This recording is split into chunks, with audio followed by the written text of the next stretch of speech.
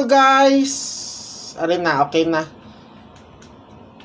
Naano ko na medyo nahina-hinayan ko sa signal.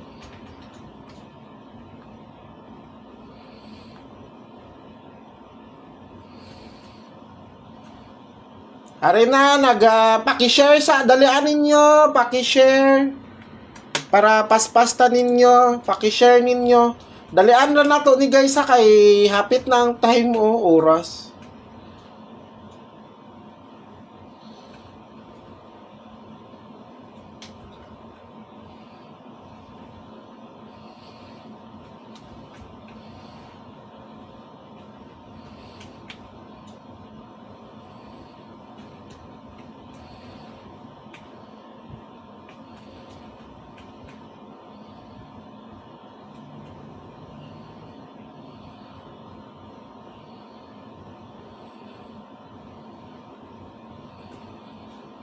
O sige na, magsugod na ta. PM.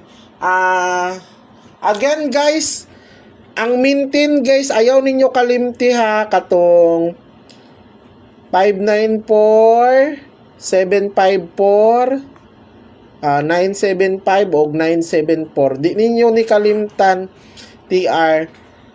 And basta mauna.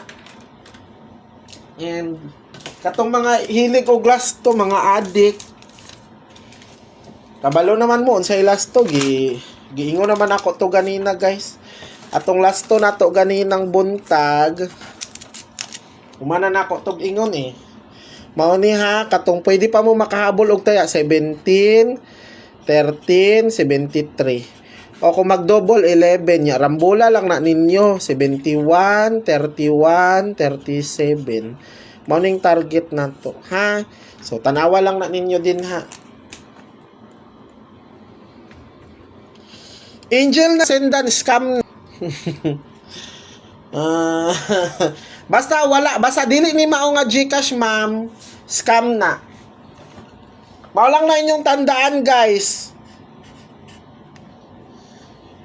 Kapila na ko nag-ingon sa live nga wala tay ginagamit nga GCash, kara lang gyud. So kung naay nag-message sa inyo ha, tapos dili na mao ang GCash gihatag sa inyo ha, scam na to. Nyo guys, kay magtuo-tuo man mo.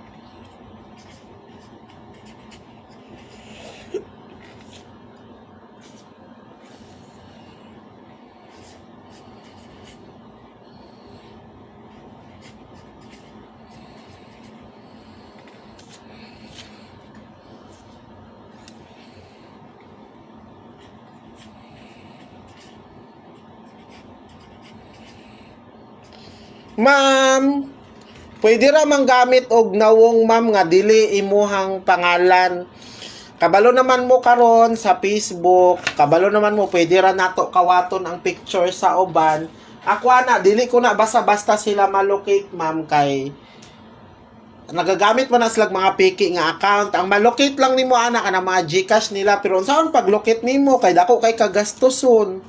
Mao bitaw hastang daghan na karon ang mangingilad gamito wala mang gapon kay mapadulngan. Uy, dili gapon na nimo mareklamo sila basta-basta. Kaya gani ako wala paghatag.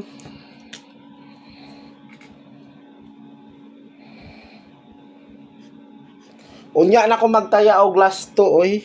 Unya na ko magtaya og kuan.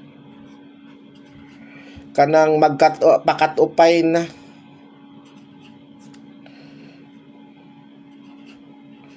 So, mao ni mga target guys ha. Tapos 11 ang last to. Okay? O katong mga hilig og double, mao ni atong pa double. Katong mga nangutana unsaon pag-appeal.